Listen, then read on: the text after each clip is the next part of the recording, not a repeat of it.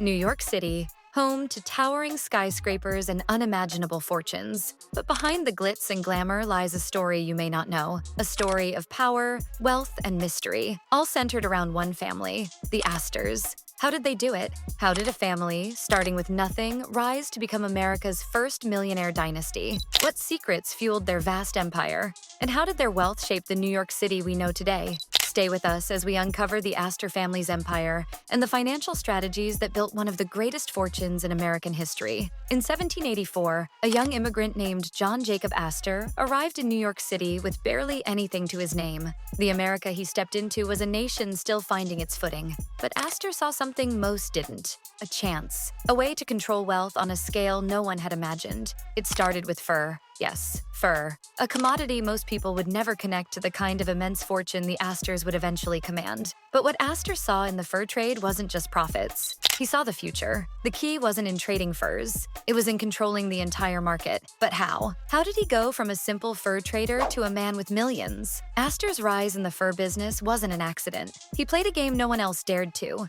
He didn't just trade furs. He controlled supply routes, established exclusive contracts with trappers, and bypassed middlemen. Astor built the American Fur Company, creating a near monopoly. And yet, the fur trade was just the beginning. Astor's genius wasn't simply in making money, it was in his ability to see what others couldn't. His fur monopoly brought him wealth, but his next move would bring him something much greater: a level of power no one could have predicted. Astor expanded into international trade. Fur pelts that once filled his warehouses were shipped across the Atlantic to Europe and China. But it wasn't the fur that truly mattered. It was the network. Astor's reach extended across oceans, and his ships returned not just with profits, but with luxury goods that America craved: silk, tea, and opium.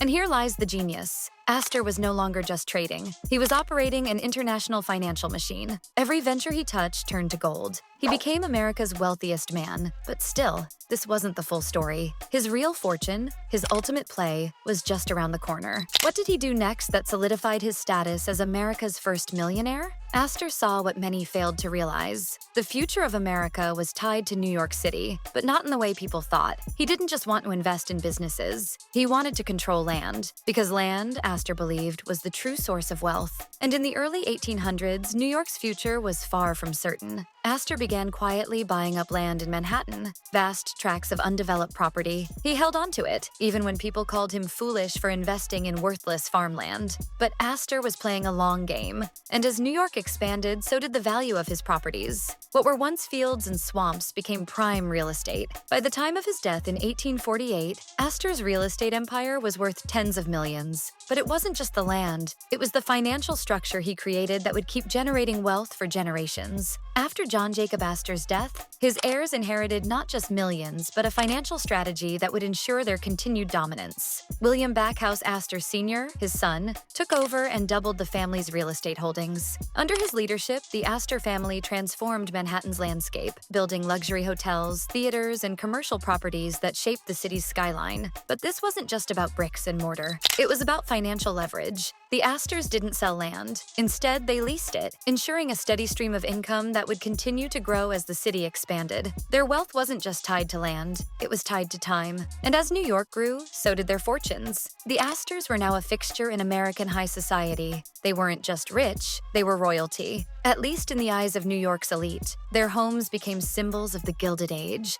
and their influence reached into every corner of Manhattan. But there was a price to pay for such power. The family's wealth, while immense, couldn't escape the internal conflicts that arose from generation to generation. Factions within the family began to form, and with each passing generation, the unity that had once built their empire started to erode. Today, the Astor name remains etched in the streets of New York. Astor Place, the Astor Row townhouses. Their once vast fortune has mostly faded, but their influence remains. The financial strategies they used, leveraging real estate, controlling markets, building monopolies, left a lasting mark on American business. John Jacob Astor became America's first millionaire by seeing opportunities where others saw obstacles. His empire wasn't built overnight. It was built on patience, foresight, and an understanding of wealth that went far beyond simple transactions. He turned fur into gold, land into legacy, and money into power. The Astor dynasty may no longer dominate as it once did, but the financial foundation they laid is still felt in New York City's skyline and history. Their story isn't just one of wealth. It's a story of vision, ambition, and a legacy that changed the course of American finance. The Astors didn't just build wealth, they built a blueprint for how to control it. Their financial empire, though diminished, still influences the world today.